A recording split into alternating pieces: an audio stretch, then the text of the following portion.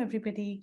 Good morning, good afternoon. Welcome and thank you for joining us for this webinar, Building Upgrades, an Opportunity for Workforce Development and Economic Inclusion. I'm Rohini Srivastava, I use she, her pronouns, a senior researcher at the American Council for Energy Efficient Economy. We are very glad for having you join us.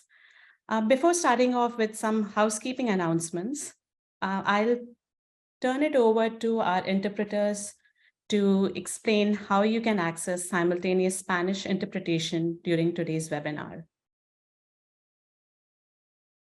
Good afternoon, buenas tardes. Soy Ana Rueda Vidales y para poder oír esta presentación en español, lo que tienen que hacer ustedes es ir al pequeño icono del globo mundial que dice interpretación. Eligen ustedes español. Pueden ustedes también silenciar el audio original y solamente escucharán a la intérprete. Si ustedes quieren escuchar esto y están con nosotros por medio de un iPad o un teléfono, tienen que irse a los 3 puntitos que dicen More, eligen el idioma de su preferencia y al final tienen que apretar Done. Muchísimas gracias. Thank you.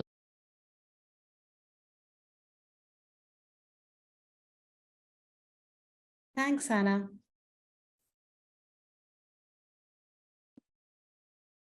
And now some housekeeping announcements. We are recording this webinar and will be making it available to all registrants within a few business days. To ask a question during the webinar, please submit it via the Q&A button at the bottom of your screen. You can upvote questions in the Q&A box that you would like us to prioritize. Use the chat to engage in a respectful and productive discussion with other participants. Code of conduct, R2E2 will not tolerate behaviors that cause harm or disrupt the learning environment. Please direct message Mandy Lee if you feel unsafe in this space. Disruptive participants may be removed from the webinar. And now with that, I'll turn it over to Carly to introduce herself and speak about the Buildings Up. Thanks so much, Rohini. My name is Carly Peltier. I'm with the U.S. Department of Energy in the Buildings Technology Office. And today I'm going to give you a quick overview of the Buildings Up Prize and then help answer some of your questions at the end. Next slide, please. So the Buildings Upgrade Prize, or Buildings Up, is designed to rapidly scale energy efficient electrification upgrades to existing buildings across the country. So this isn't a prize to upgrade a single building, but rather to develop an initiative that will complete the upgrades of many buildings in your building upgrade zone. The prize is envisioned to consist of 4 phases over approximately 5 years, but this is subject to approvals and the availability of funds. We're currently in phase 1, the concept phase of the prize, which will award over $22 million in cash prizes and technical assistance to the teams. Applications for phase 1 opened on February 18th and will close on July 18th, 2023. So we are seeking 20 to 60 winning teams to join the Buildings Up co-opetition. So we call it a co-opetition rather than a competition because we're not looking to crown a single winning team at the end. Instead, what we're hoping to see is as many teams as possible moving through the prize phases successfully. To address this challenge, we really need all hands on deck, working together and sharing our best ideas with one another to move faster and farther together. Next slide, please. So Buildings Up aims to address the persistent administrative, financial, social, and other barriers to energy efficiency and on-site emissions from existing buildings. We have the technologies available to get there. We have efficient electric equipment like heat pumps and heat pump water heaters and building efficiency measures such as insulation and air sealing, but we need to make these technologies more accessible. Only about 1 to 2% of buildings in the country are retrofitted for energy upgrades each year, which is not fast enough. We need innovations to address the non-technical barriers. the persistent financial, social, administrative, and other barriers to improving our buildings.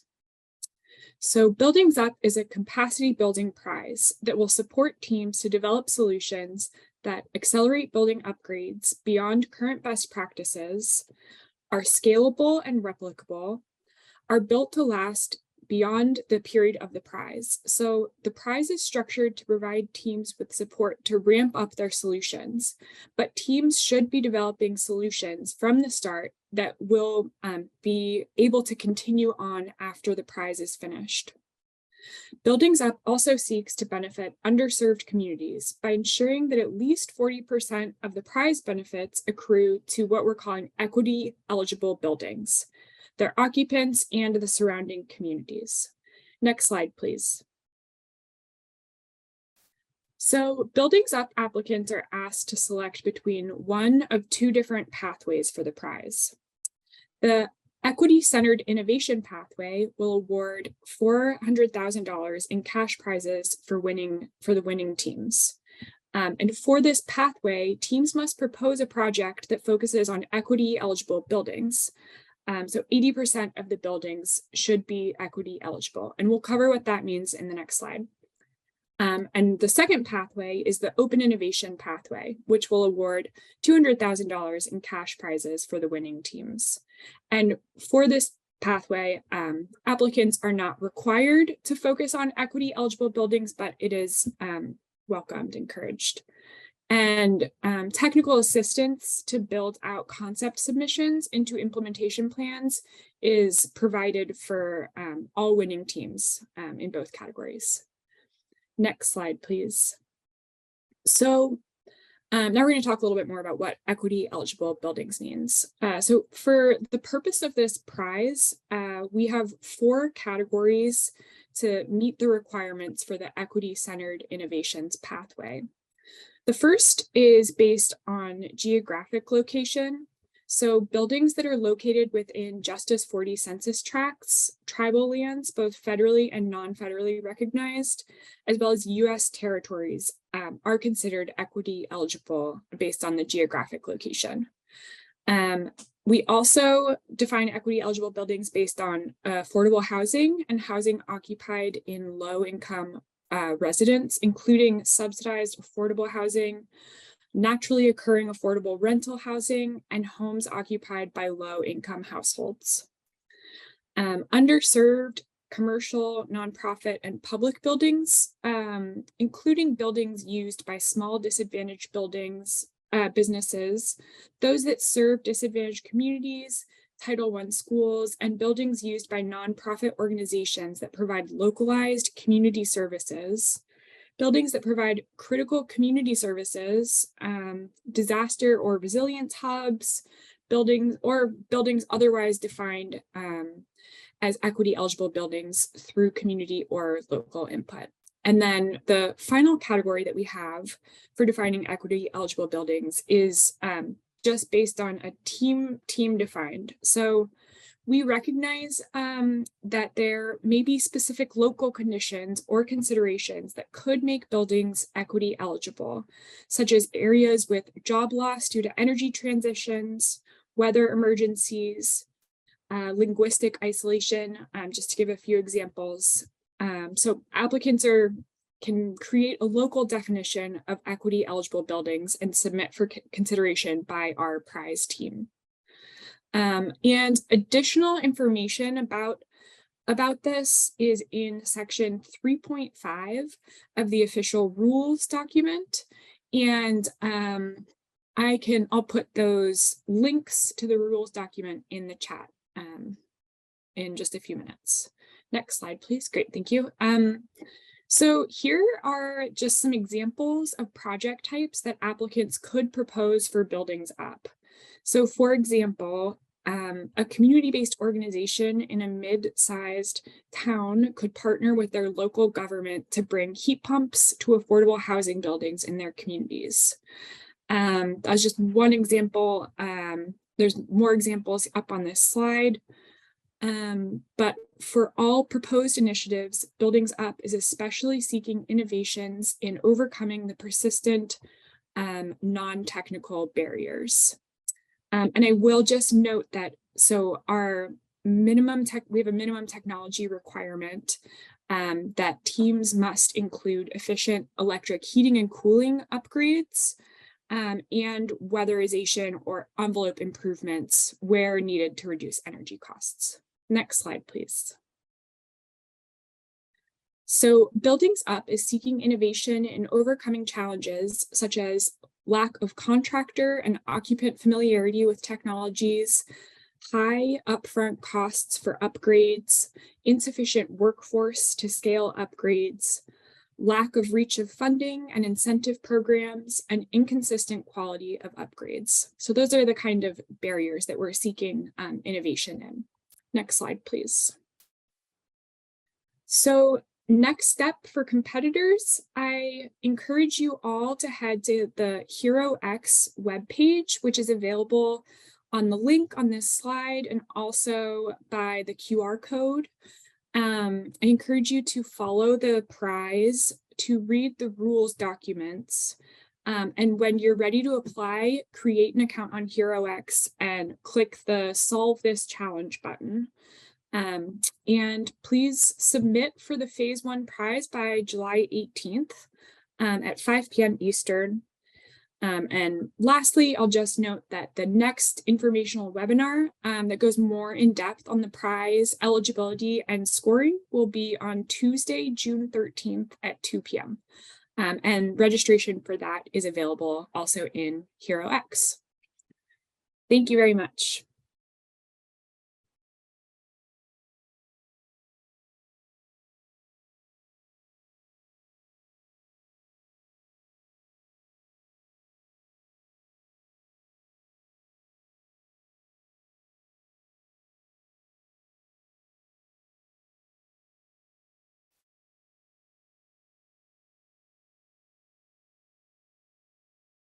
Oh, I'm so sorry. I guess it's me. I'm sorry. My name is Daryl Wright, and I'm just very happy and excited to be here to discuss how the building upgrades can be an opportunity to engage a local workforce and promote economic inclusion in your community.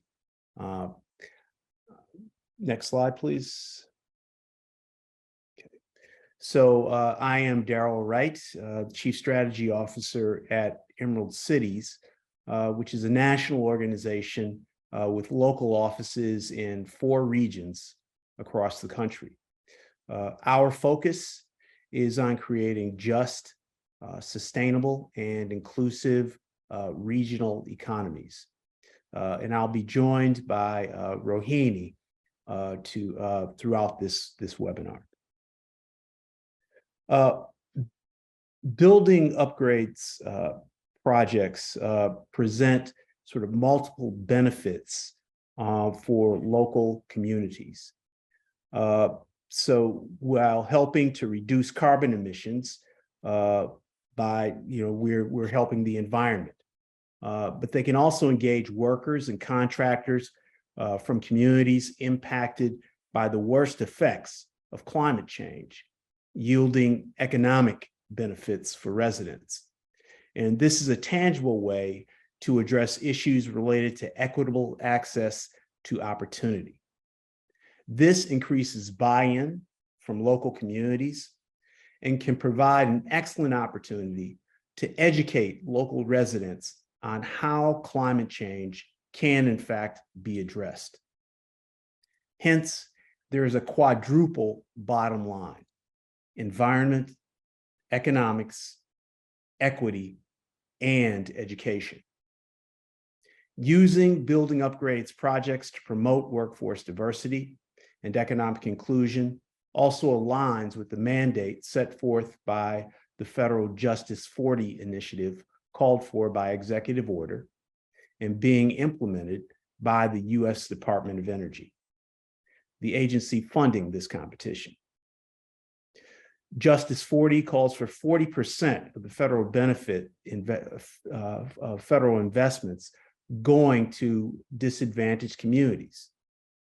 And at the end of this webinar, we hope you're equipped to have meaningful conversations with local stakeholders by being able to define economic inclusion and workforce diversity, explain how to leverage retrofit projects for community benefits in ways that align with Justice 40 goals, describe community benefits as a strategy to create projects with workforce diversity and economic inclusion goals, and then finally to identify partners who can help project teams realize their workforce goals. So with that in mind, I'll kick it over to my partner, Rohini. Yeah. So at the outset, we wanted to link how this webinar connects to the Buildings Up Prize. And for the Buildings Up Prize, teams will submit applications composed of narratives about their concept plans. Concept plans are scored based on how strongly reviewers agree with the scoring statements.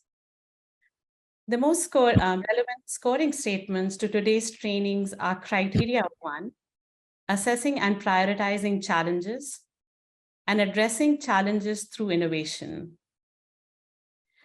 Some examples of specific areas of evaluation under these criteria include criteria 1, the team demonstrates a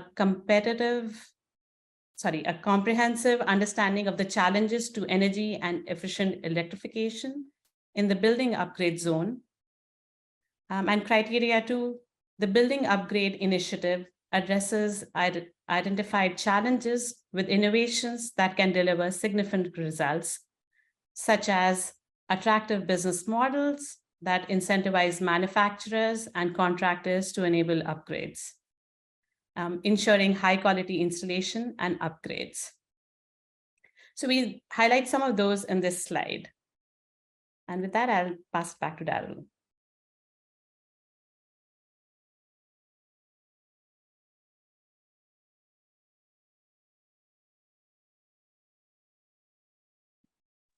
Daryl, you're muted. Okay. Two terms are important for this discussion. Both address the intention to create benefits that result in access to quality jobs. Economic inclusion refers to high road employment and contracting opportunities and improved access to those opportunities for historically marginalized people and communities. This includes Black, Indigenous, and people of color, women, and at-risk youth, along with other populations. High road refers to job quality. High road refers to social and environmental responsibility, and policies that support the high road encourage competition based on quality rather than cost. The firms that internalize the true costs of business provide good wages, growth opportunities, and good working conditions that adhere to laws and regulations, and also pursue best practices with respect to community engagement and the environment. Seeing building upgrades through an economic inclusion lens ensures your proposed effort aligns with the Justice 40 mandate in ways that align with the Department of Energy's policy priorities. This includes increasing clean energy enterprise creation and contracting, including minority and disadvantaged businesses and disadvantaged communities, and increasing clean energy jobs, the job pipeline, and job training for individuals from disadvantaged communities. So, Rohini? Okay. So before we get into the specifics, we wanted to share how retrofits impact people. Beyond energy savings and emissions reduction, retrofits can bring benefits to tenants, owners, and the community at large. And it is important to collaborate with communities to achieve these benefits. On this slide are some examples of the type of benefits that initiatives can be designed to achieve. Retrofits help address frontline community priorities such as pollution reduction, gentrification concerns, etc. In this webinar, we are going to focus on how retrofits can strengthen the local economy, create local jobs through job training, and promote equity via women and minority-owned business development and inclusive procurement practices. Our team has presented detailed webinars on other topics of financing, equity, and affordability, and you can find these on our R2E2 website.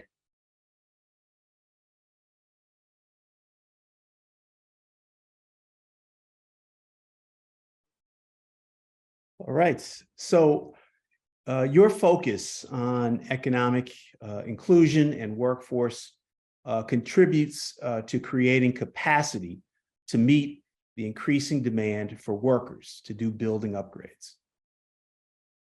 Some of this will be generated by private and federal government investments called for in the recent legislation, including the bipartisan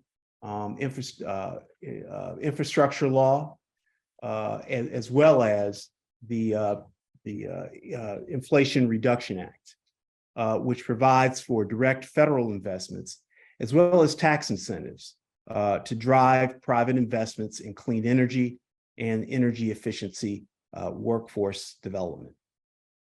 And as you can see, these legislative efforts bring in a number of dollars that will create increases in workforce demand and stimulate the market with regard to creating clean energy buildings.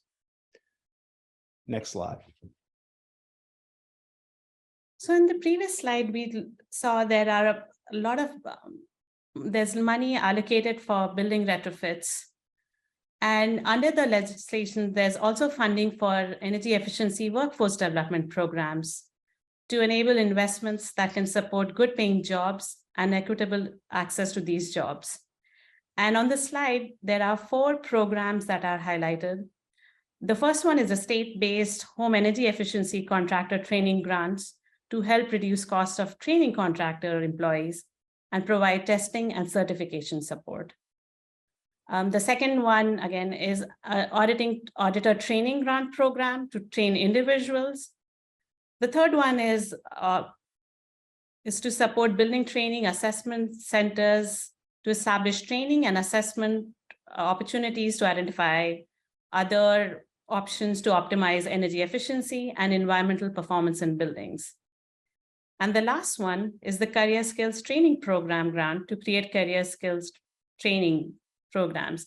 And these all can help build the workforce capacity to perform these retrofit projects. So next slide. So as this funding becomes available and we plan for more building upgrade projects, there will be a need for a widespread skilled workforce to perform the work. And on this slide, we list some potential members of that team.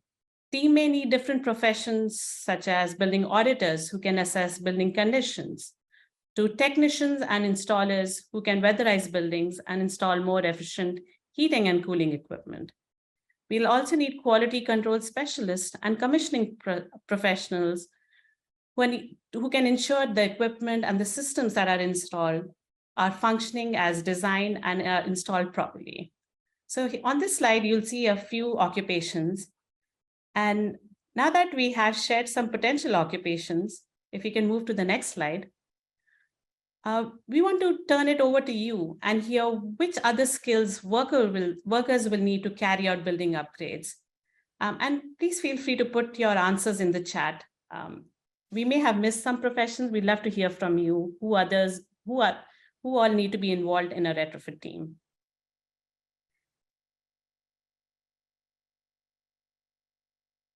And we'll give a minute or so for people to put in their responses in the chat.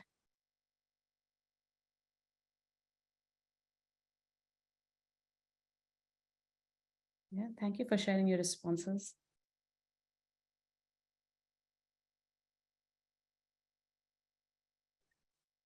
Yeah.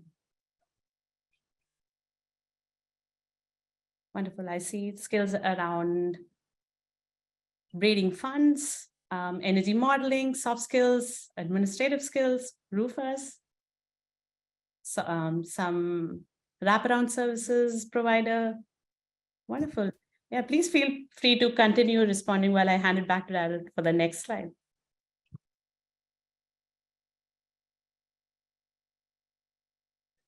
So when we talk about workforce development, we're actually looking at different types of workers. Successfully engaging them in building upgrades projects requires an understanding of each segment.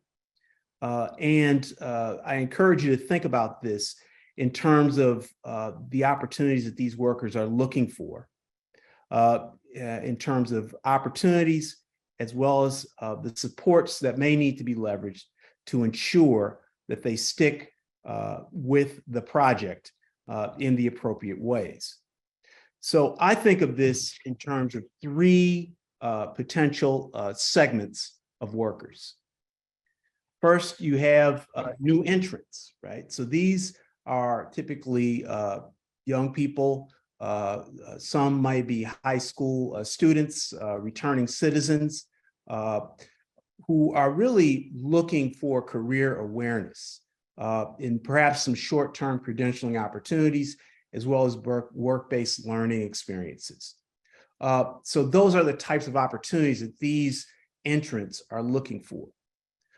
In terms of supports, they may need mentoring or be engaged with teams of individuals or groups, and also require support with transportation and stipends. For early entrants, the opportunities for building upgrades is really more of an educational opportunity. That is learning about careers that are available in making building upgrades, and then being able to explore other careers. So that's our new entrants. You also have incumbent workers. These are experienced workers who are really looking for new opportunities, really because they want to take care of their families, or because they're looking for better benefits. So for them, the opportunities that you can provide include low-cost or no-cost training opportunities, the opportunity to network with other employers, and then also increases in pay commensurate with their skills development.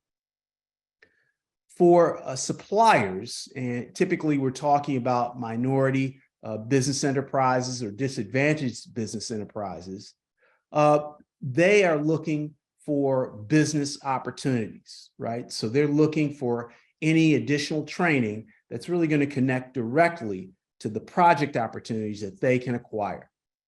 The opportunities that you can provide include networking with other, let's say, larger firms that may provide subcontracting opportunities. And they also may need supports in terms of access to capital or prompt payment to support their businesses and their employees, supports with bonding and insurance, as well as an orientation to procurement processes. Engaging a diverse workforce requires project developers and implementers to really have a basic knowledge of really these types of opportunities and supports. This will help with retention, and then also help you to meet the quadruple bottom line of environment, economic opportunity, equity, as well as education.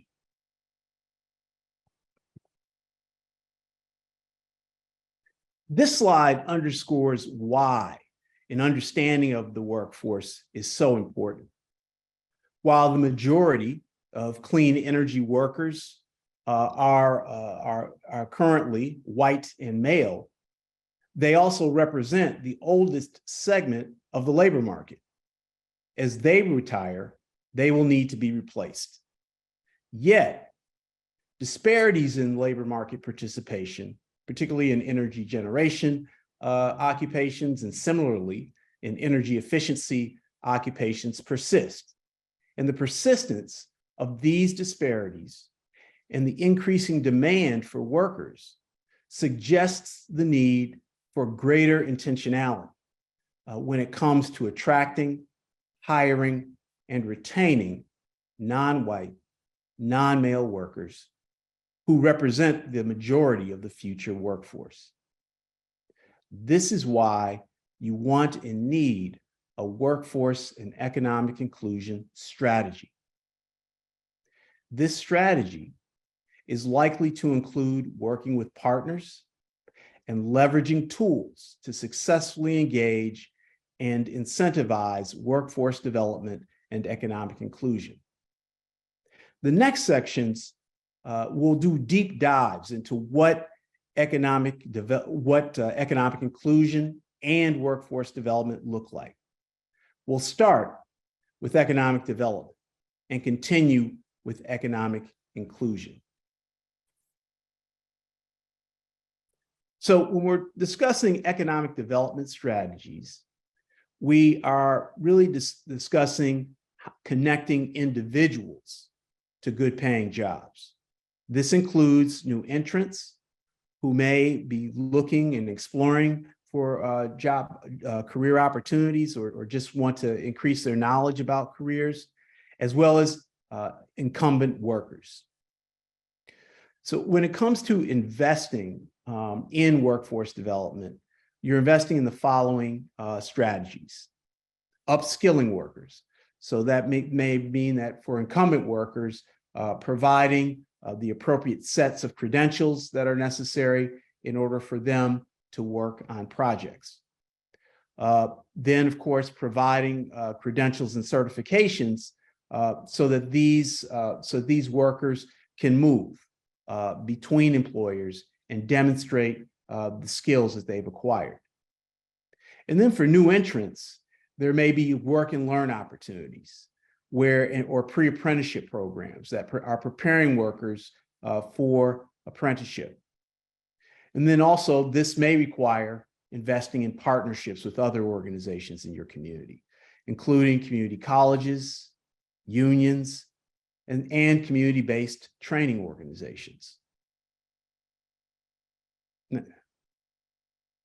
So while we discussed the strategies in the previous slide, we are very fortunate there are some local resources to train new entrants and incumbent workers. These resources could include local community colleges, apprenticeship programs that we discussed earlier, Youth Build, Job Corp, Center for Community and community-based organization that offer job training programs. There are also programs to enhance proficiencies in specific areas, such as weatherization, and weatherization training centers and other industry recognized credentials and training opportunities through IREC training centers can help build workforce skills and encourage people to upskill. And on this slide, we list some of those resources. So with that context, we want to get into a learning activity where we would like to ask you to list potential workforce partners in your area. And in the chat, feel free to add some resources that are not listed here and you think could be tapped into as you develop your workforce and economic inclusion strategy. So we'll take a minute just to go through some of those responses here.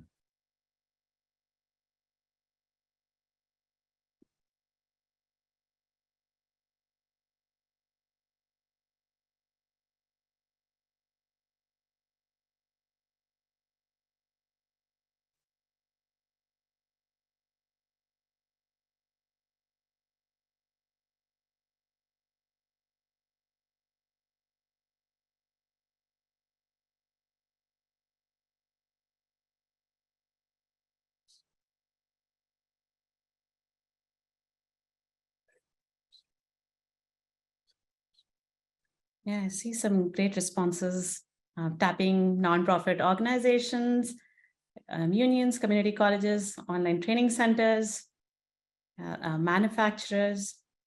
Yeah, thank you for sharing all of those, and feel free to keep adding to that list. If you can move to the next slide, which builds on this. So right now, we just spoke about the organizations that can help build workforce skills. We want to hear from you about organizations that are training diverse workers for building upgrades. So this is getting a little bit more specific. If you are aware of organizations that are already doing that work, feel free to share that in the chat so others can learn about that.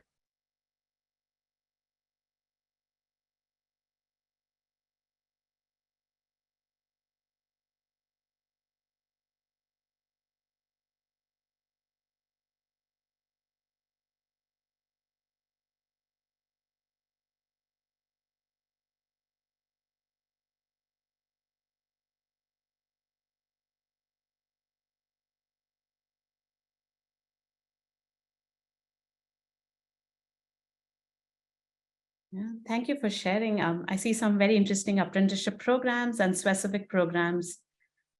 Thank you for that engagement, and let's keep building that list, and we'll make sure that we share that.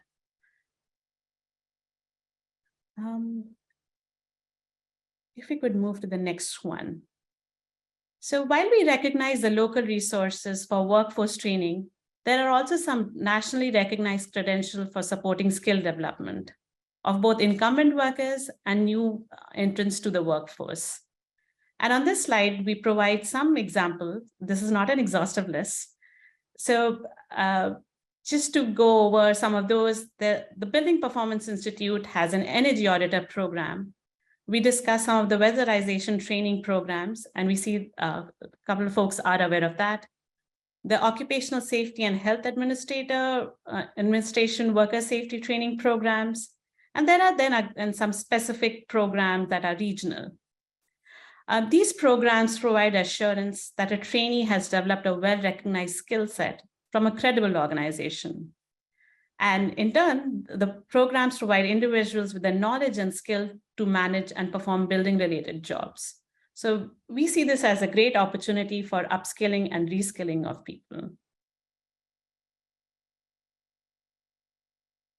So I'll hand it back to Darryl for the next few slides.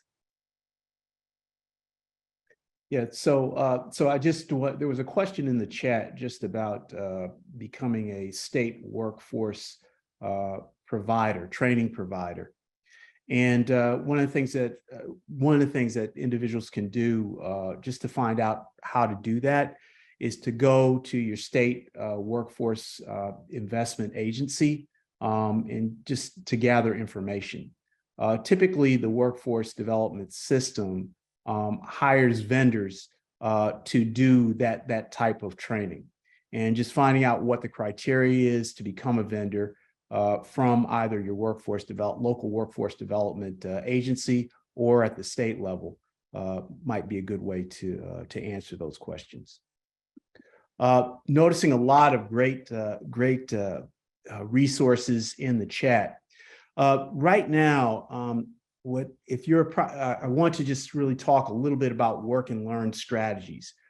These are particularly for new entrants, but also incumbent workers. So understanding that building upgrades projects may not be able to hire all new workers or people who are inexperienced. There are still things that can be done to ensure that you are contributing to the clean energy and building upgrade workforce. And these are work and learn strategies. So if you're a project developer, you may want to engage in low touch sort of efforts, which are a little less structured, where there's not as much engagement on the part of the contractor or the project developer, and where you're really providing just some general career knowledge for the learner. So in terms of low touch efforts, holding career fairs or conducting industry tours or allowing young people to do job shadowing, for example. These are just, they might be little one-offs that you're doing to expose, let's say, members of a community to what it means to be a part of the clean energy and building upgrade workforce. If you're highly invested and if you have the resources, higher touch work and learn options are also available. They're typically quite structured, and they do require a higher level of engagement from project developers and from employers. And typically, they involve a full immersion in career and industry knowledge for the worker.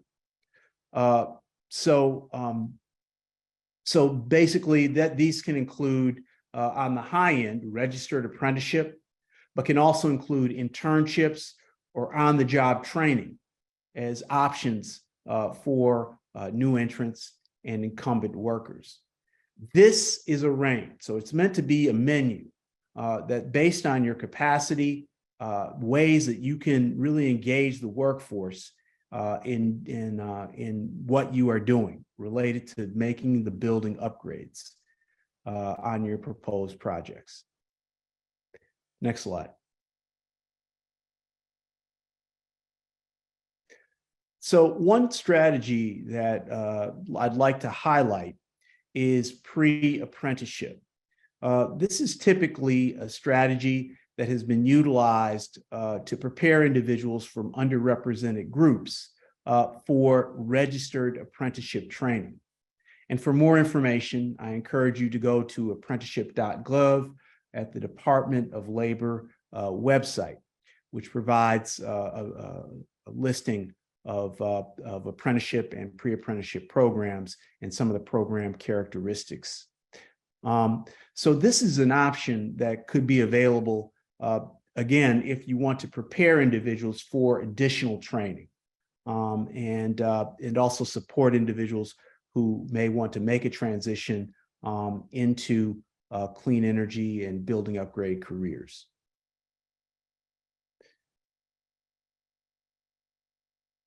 All right, so while I talked about some of the key strategies and a pre-apprenticeship program as a viable strategy, we wanted to highlight a case study that illustrates some of those talking points.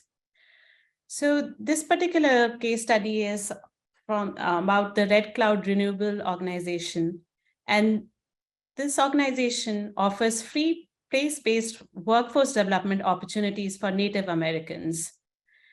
It's an Oglala Lakota-led organization on the Pine Ridge reservations. And what it allows is for Native Americans to learn about different energy efficiency and renewable programs. There's a weatherization program that enables participants to learn about how to conduct energy assessments, carry out retrofit projects, and focus on home safety and health measures. And this organization has been working with over 70 tribes since 2002 to create over 600 jobs in weatherization, solar installation, and sustainable home building. And we encourage you to check more details about this organization and the links provided here.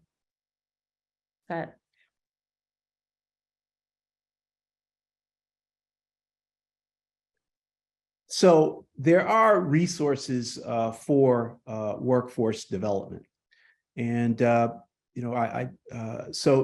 there are the federally funded programs such as Youth Build, which was mentioned earlier, which is a Department of Labor program and is a community-based pre-apprenticeship program. And it provides job training and educational opportunities for opportunity youth aged 16 to 24 years old who have left high school. Then there's also workforce investment agencies, which we've also talked about, under the Workforce Innovation and Opportunity Act. There are employer reimbursements for on-the-job training. So project developers and employers can receive these reimbursements for providing internship opportunities, for example, for either incumbent workers or new entrants. And then finally, there's also the Job Corps, another federally funded program under the U.S. Department of Labor that provides training in construction and then also in weatherization in some cases through their programs. These programs have been utilized. So for example, in Troy, New York, the CEO program, the CEO organization, which is a CAP agency, has employed some of its youth build graduates to work on weatherization projects. So that's an example of how these types of programs can be leveraged to provide for your workforce needs.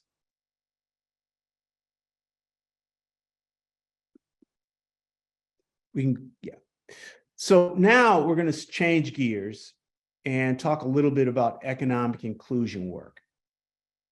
And when we refer to economic inclusion, we are talking about businesses, right? So with workforce, we were talking about individuals. With economic inclusion, we're talking about businesses, typically minority or disadvantaged or women business enterprises that are seeking business opportunities. So there are several mechanisms that can be utilized to foster economic inclusion within your particular area. So among them is deliberately targeting efforts towards including specific populations, right, that have been kept out of these opportunities in the past. And additional strategies can include, and much of this functions at let's say at the level of policymakers, which the Buildings Up program doesn't focus on. But these mechanisms are important nonetheless in terms of supporting economic inclusion. So that includes disparity studies to provide the legal basis for creating local policies, and enabling authority through executive orders by mayors or governors of policies that promote economic inclusion, real-time accountability methods that really are actually counting in real time how the utilization of minority, disadvantaged, or women business enterprises are actually being utilized on projects. And then there's also project labor agreements and community workforce and benefits agreements as another mechanism. Prime contractors may utilize, you may call for supplier diversity plans, which ensure that that primes have a track record in attracting minority, women, and disadvantaged business enterprises. And then finally, utilizing targeted workforce development programs that engage folks from disadvantaged communities.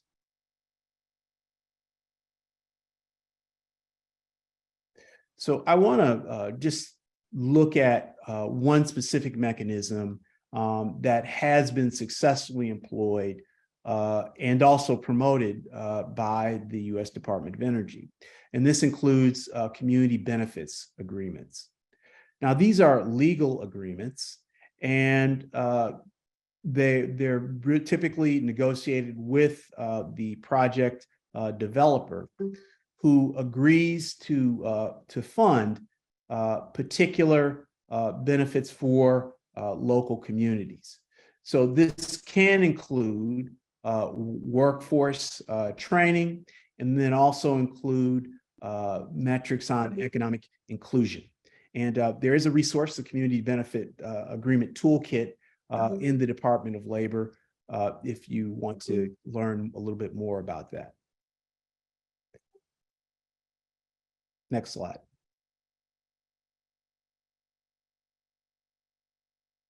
Next slide.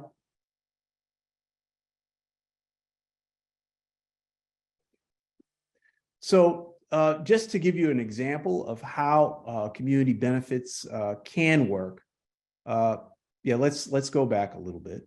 Let's go back to the previous slide. Yeah. I want to look at the Renew program in San Francisco, and this community benefits agreement was facilitated by my organization, the Emerald Cities Collaborative, and brought together key stakeholders to work on a project in Chinatown with the Chinatown CDC to do deep retrofit and water retrofit work. It engaged community representatives from organized labor, as well as the city of San Francisco, that was the primary signatory on the community benefits agreement. This group of stakeholders got together over a period of about 6 months to craft a community workforce agreement, which included requirements around apprenticeship utilization, as well as the utilization of minority and women business enterprises. It also delivered energy savings to residents of affordable housing units, as well as good paying jobs for individuals working on the project. Next slide. So some of the lessons that we learned from the Renew project was that getting to community benefits does require authentic community engagement and having the community at the negotiating table as these benefits are being negotiated. So having representatives of communities participating in really imagining what benefits could be gained, right, through building retrofit upgrades will be an important aspect of getting to community benefits agreements. Also, effective facilitation is important, right? Often folks in the community and folks in government and folks in the private sector are speaking different languages. And in many ways, having a facilitator who can help to translate the needs to create mutually beneficial agreements is really important. And then also, a final learning was that supplier diversity can be achieved through such an intentional strategy and through the engagement of partners. Next slide.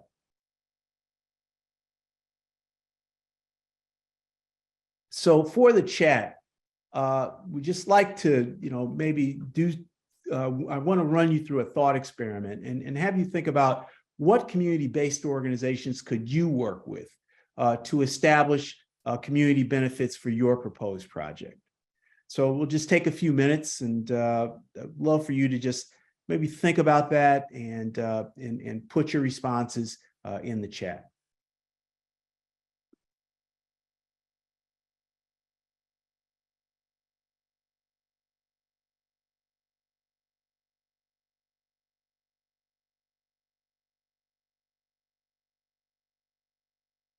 So I'll give a couple of examples, perhaps to stimulate some of your creative thinking.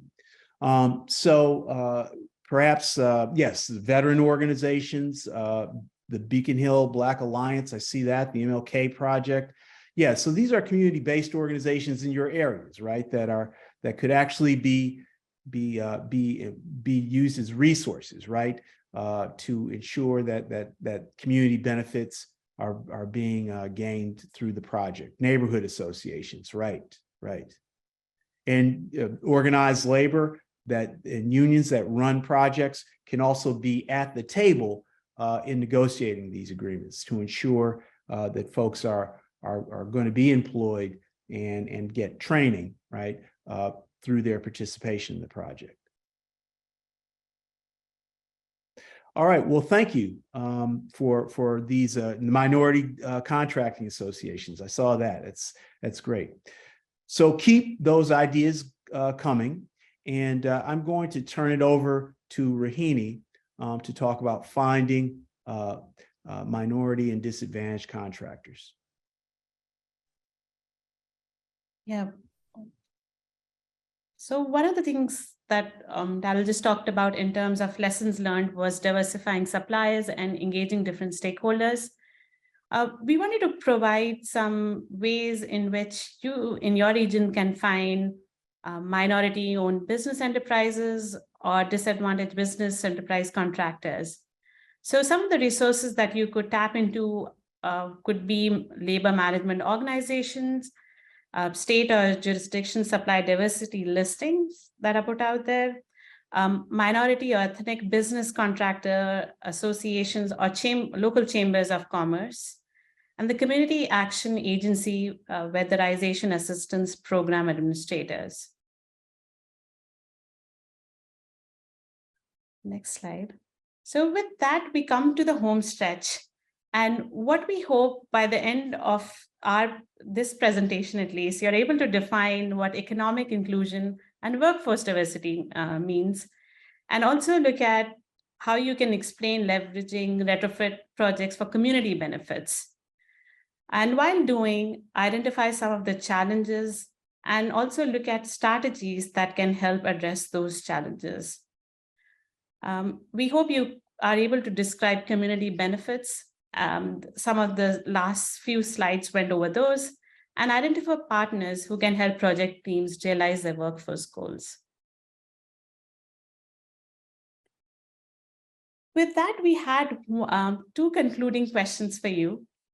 We wanted to start off with this question, and if we can bring up the poll on how can you identify at least one resource to engage local workers in building upgrades?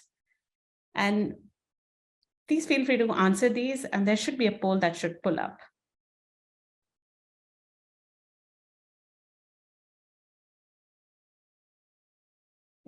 There. And the second question is, in which areas do you still have questions? Is it around defining and measuring or tracking workforce diversity and economic inclusion strategies? How do you employ a diverse workforce? Or how to identify partners to work with on workforce development and economic inclusion? So feel free to provide your responses in this poll, and then we'll close it in about, say, a minute.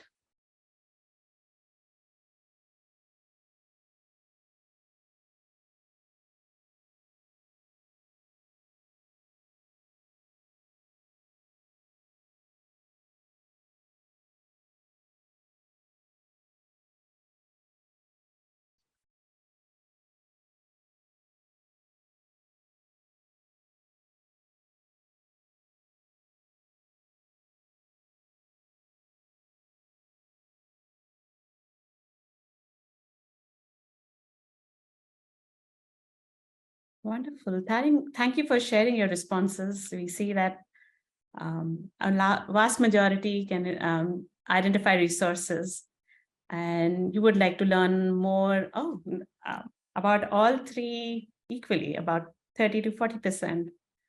And thank you for sharing those responses. All right. If you could go to the next slide. So before we wrap up and transition to Q&A, I want to highlight some upcoming events that can help prepare you to submit your application to the Buildings Upgrade Prize. Next week, we'll have an office hour session where you can drop in and ask any question related to previous Buildings Up training webinar topics, the application process, and any other clarifications that would be helpful as you prepare your application materials.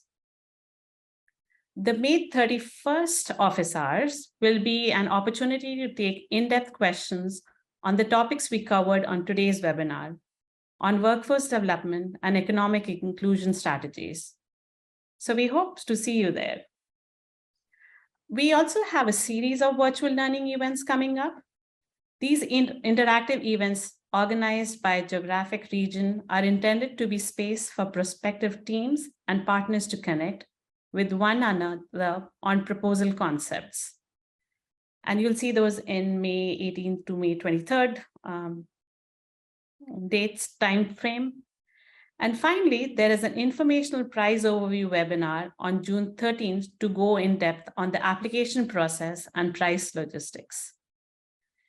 You can see more details about all of these events and register for them on the herox.com Buildings Up site on the upcoming webinars page. And with that, let's transition to the Q&A. Thank you so much, Rohini and Daryl, and Carly at the beginning there for sharing about the Buildings Upgrade Prize. My name is Carolyn Conant, and I'm with R2E2 at ACEEE, and I'll be helping out with the Q&A today and fielding some of the great questions that have been coming in throughout the presentation. So thank you all for submitting those via the Q&A function, and feel free to keep them coming in there as we start to move through Q&A. We've got almost a half an hour to spend answering your questions, so we are hopeful that we can get through all of them and connect you all with the information that you're looking for. So I'll start off with some questions that are probably primarily for Carly about the prize, but Daryl and Rohini, feel free to weigh in if you have additional perspective to add. And we'll start off with a tough one from Gabriel that came in first. Property assessment and property taxes can be an obstacle to retrofitting. Are there waivers, assessment freezes, or other similar mechanisms for property taxes on equity eligible buildings that you could recommend? Yeah, thanks for that question. I would say that solutions in this area are something that teams can propose working on with their initiatives and their projects. And it's also something that the technical assistants can work with you on to navigate that space. Daryl or Rohini, anything that you'd add? No, that's not my expertise. Yeah, definitely a good opportunity to look for in terms of reducing barriers to retrofitting equity eligible buildings and affordable housing. So as Carly said, that could make for a great component of your project proposal and certainly an area to explore with your technical assistance providers if you're selected for the prize. Next question is from Matthew. If an application has potential applicability for both the open innovation and the equity-based innovation prize, may we consider submitting in both categories, or what would be the best strategy for considering which pathway to submit to? So we don't have a restriction on applying to both pathways. So you could submit an application to both pathways. We obviously wouldn't award the same project twice. And while you can apply to both pathways, I might recommend developing, a really good application that fits well within one or the other of the pathways. So that might look at just really carefully reading through the different evaluation criteria for the two pathways to see which one is a better fit for the project that that Matthew's interested in. Yeah, okay. Definitely. Next question from Cooper. What is the difference between the goals of Buildings Up and the ACEEE prizes acronym there? Yeah. I think they're pronouncing it ACEEE. Okay. No, easy.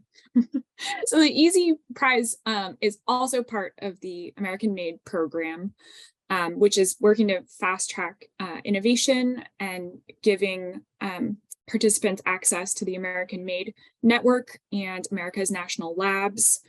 The ACEEE prize, I would say, focuses more on affordable electrification. And so the Buildings Up prize has the electrification for heating and cooling equipment as a requirement.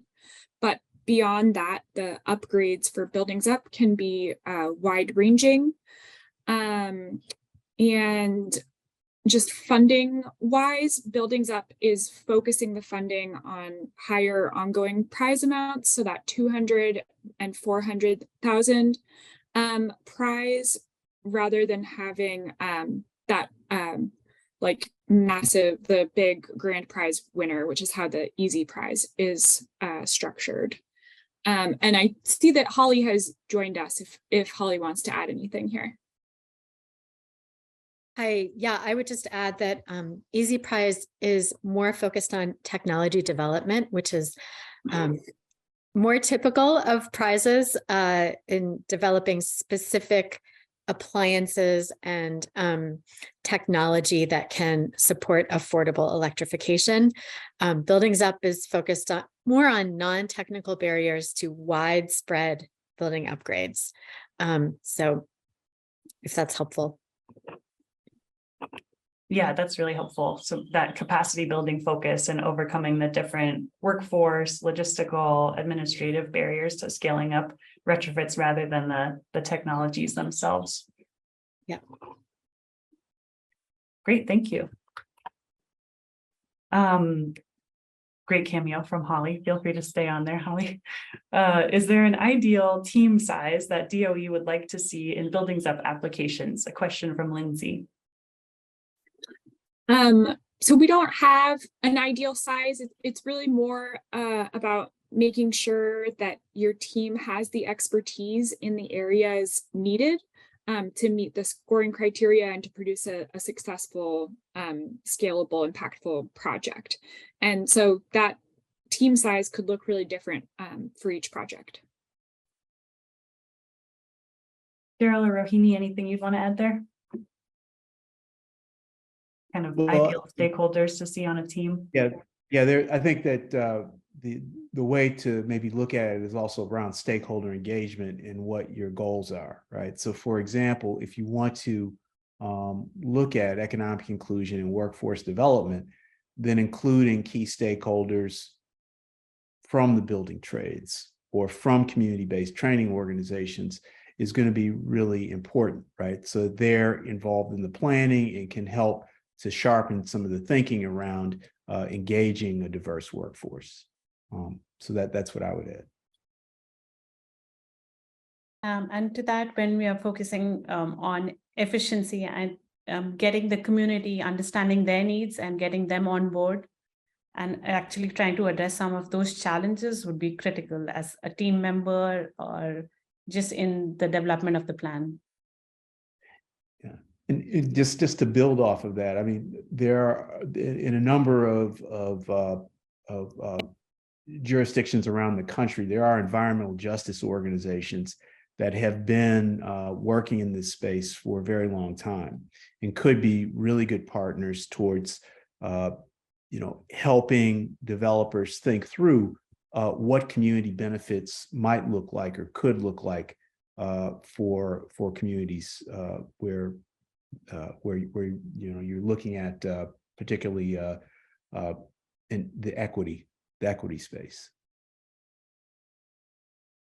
Yeah, thank you. And I would just add that we know July 18th, the application deadline is coming up fast, and it takes time to develop those relationships and put those partnerships into place. So ideally, for some of you, those partnerships may already exist, but there is flexibility if you don't have all of those stakeholders gathered at the time of your prize application, that you can bring in as many additional partners as you'd like to work with after you're selected as a winner and are starting to work on your concept planning and moving towards implementation of your plan.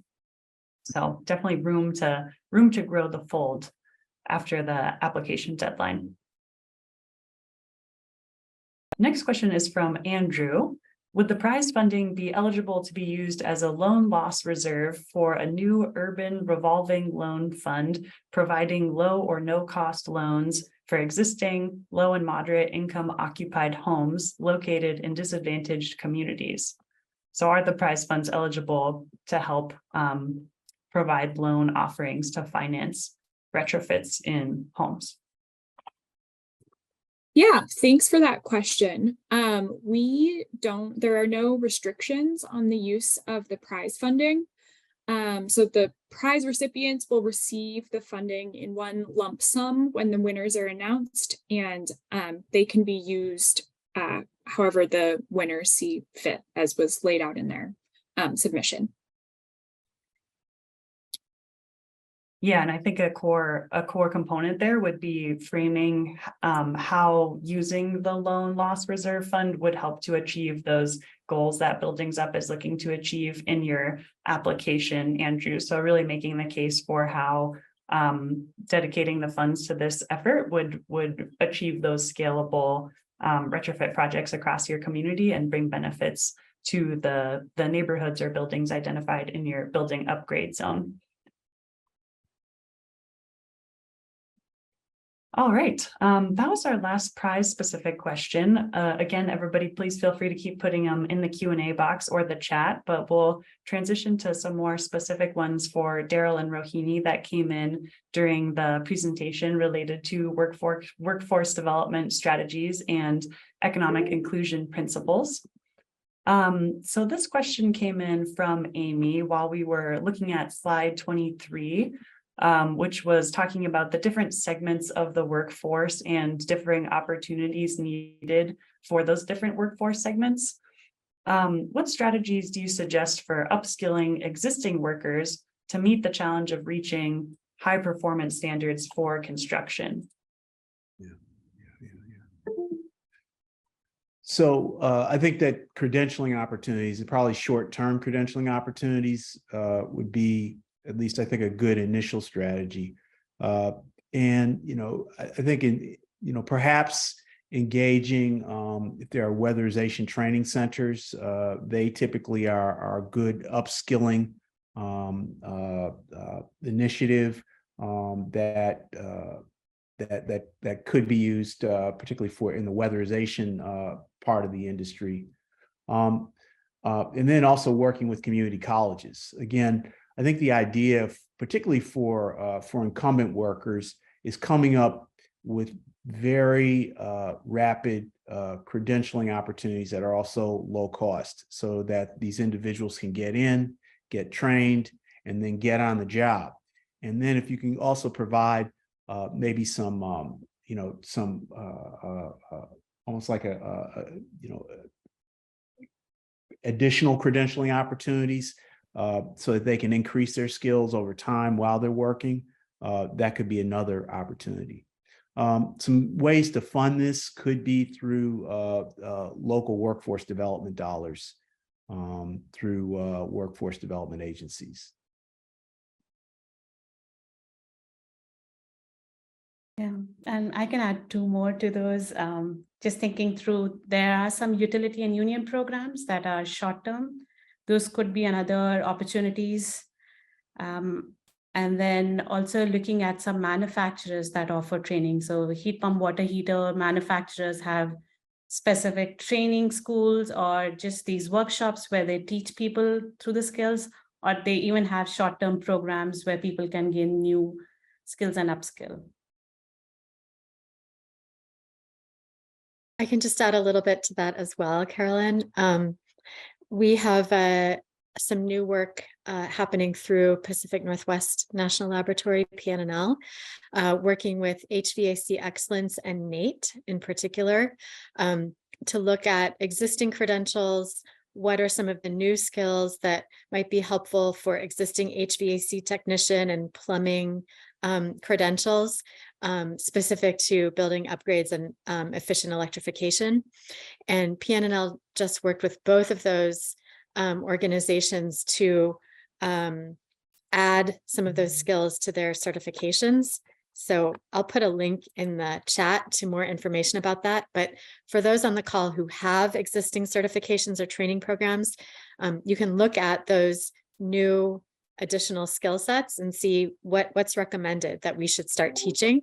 And you can also earn that recognition for your existing credential if you're interested. Great, thanks. Thanks, Holly. Daryl, you answered this question kind of mid-conversation in the presentation, but just wanted to ask it again here. What does it take to become a state provider for workforce development? Yeah, so I recommended like two strategies. One would just be to conduct an informational interview with the state workforce development agency to see how one becomes an eligible vendor. The other, which could be a little bit more localized, is through a local workforce development agency.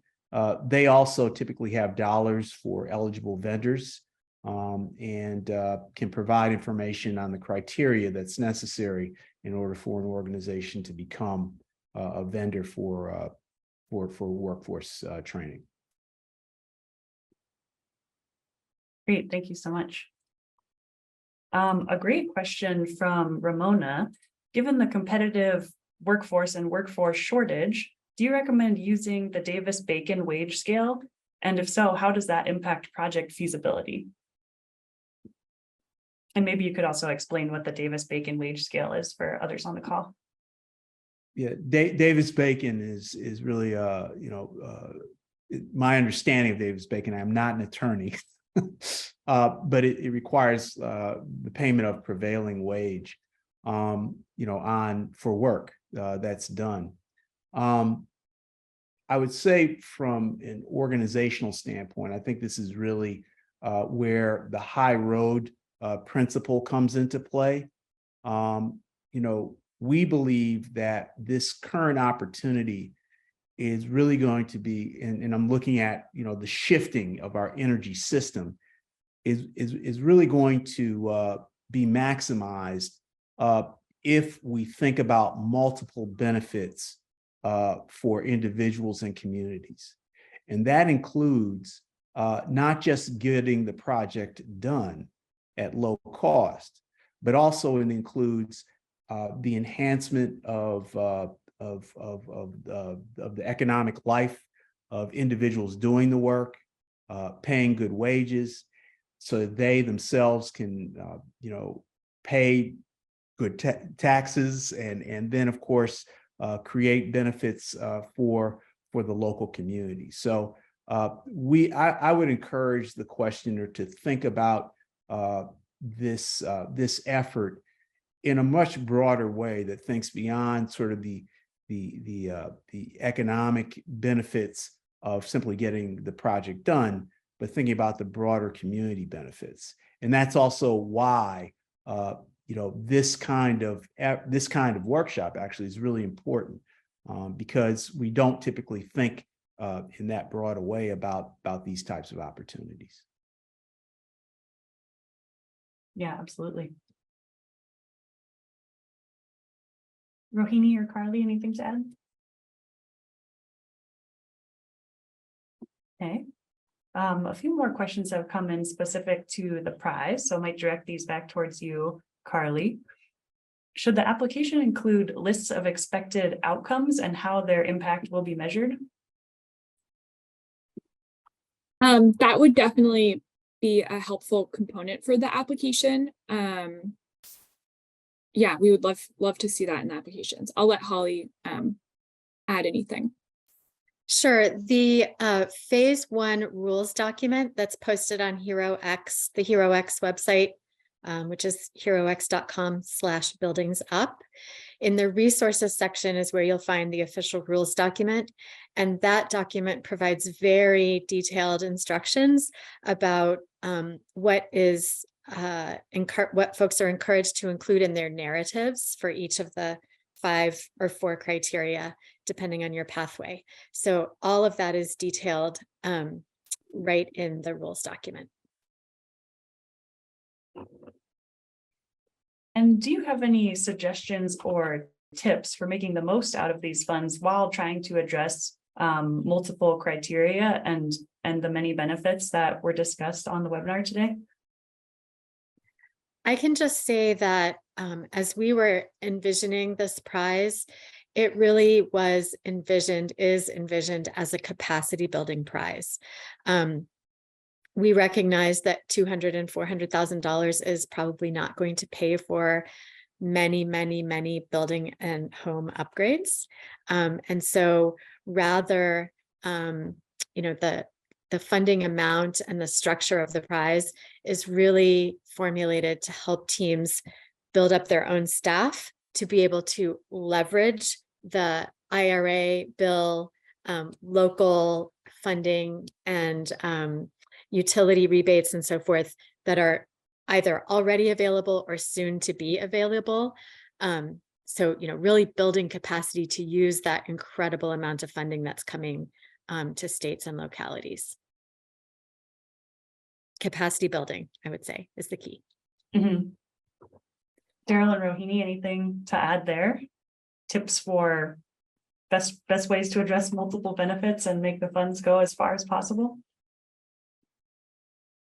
I think Rohini's mentioned this before, but really about involving communities directly in the conversations, right? This is, it's not just about, again, delivery of a project. It's really about trying to reimagine how to make building upgrades in a way that's just and inclusive and going to result in environmental benefits.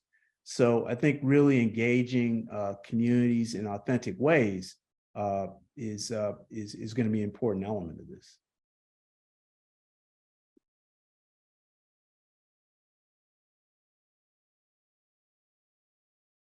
That was going to be my answer too. Just being cognizant of the needs of who you're serving and who are you working with, and elevating those concerns and issues. Great, thank you.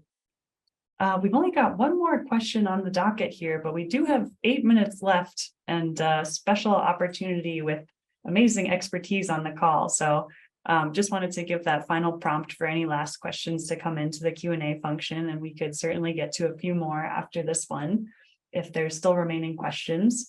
But a question from Kimmy, and if I'm getting this wrong, please feel free to provide more context in the chat or the Q&A box. But the question's about, are there restrictions on the involvement of returning citizens? I'm not sure if you mean formerly incarcerated people or a different group. So we'll go with formerly incarcerated people, but if that's not right, please correct me in the chat or the Q&A. And restrictions on participating on teams applying for the prize, I'm assuming, the question. I can take that one. No, we don't have any restrictions on folks who are returning or who are formerly incarcerated. Restrictions that we do have are more around entities that are based in the United States. So I read that question and I thought, are you talking about, international company or nonprofit, for-profit or nonprofit participation? Mm-hmm. Yes, that we do have restrictions on. If you're talking about formerly incarcerated folks, no, we do not have restrictions. So the restrictions being that the team members who are receiving the prize funds need to be based in the US. That's right. And performing work in the US. And that is outlined in detail also in the rules document under the eligibility section. So you may want to check that to make sure that the team that you're putting together meets those requirements. Okay, great. Thank you. A new question from Amy. Could you describe your dream innovative programs?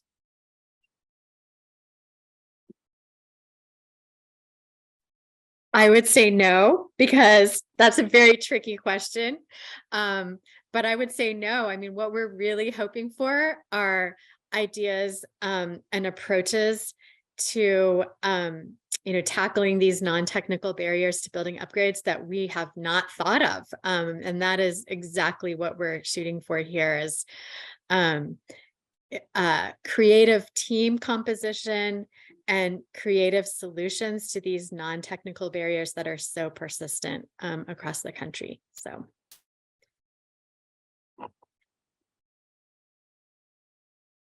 Surprise us, please. Carly or Daryl or Rohini, do you have a dream program that you'd like to describe?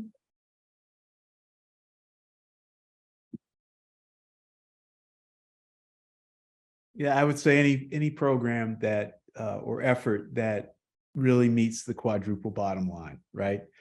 Which includes a benefit for the environment, creating economic opportunity for residents, particularly in environmental justice and disadvantaged communities, creating equity as a focus, in the design of those opportunities, and then finally creating educational opportunities so that we are seeding the workforce pipeline. So not just utilizing the project or workers for the project, but also leveraging the project to educate the community around really having a sense of agency around what we can do around climate change. So those would be the components of my dream project.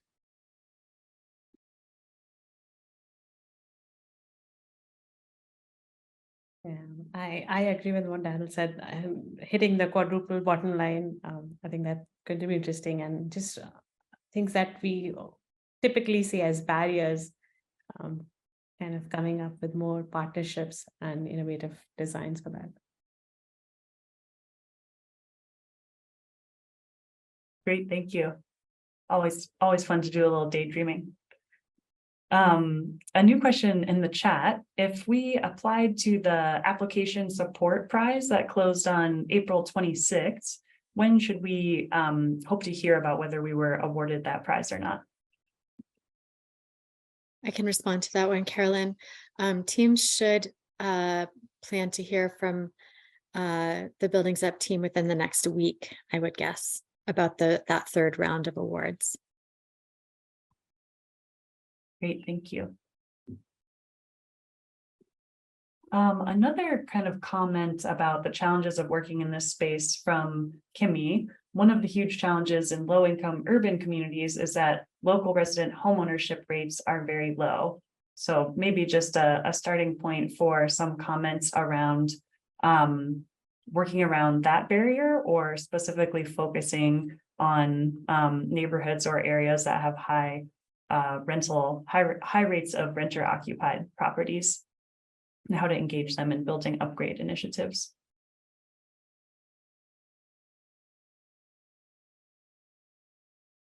I can jump in. A solution that I have personal experience with actually recently in Seattle, where Seattle has a home upgrade program with an income limit for the residents. And so residents can be owners or renters. It's really the income level of the occupants.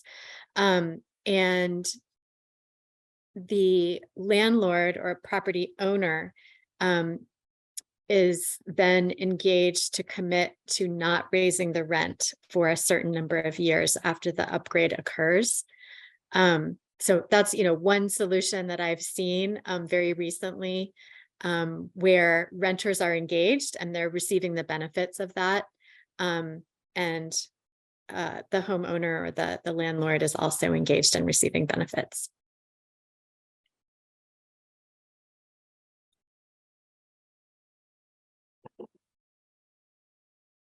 Any other thoughts, Daryl? Well, just I think that really is a great challenge, and thanks, Holly, for lifting up that as a case example. I think one of the other things to why one should lean into that challenge, however, really has to do with the reduction of energy burden within low-income communities, particularly among tenants, and so. I think that that's one example, right? And I think the other challenge, right, in addition to energy burden, which renters and tenants need to experience, there's also or do experience. There's also, I think, the challenge of ensuring that all these upgrades happen without displacing residents. So, because what we don't want to happen is to have building upgrades and then the individuals who are living there can no longer afford to live there. So I think this challenge of displacement is also something that is likely needs to be addressed, as you're looking at low and moderate income areas.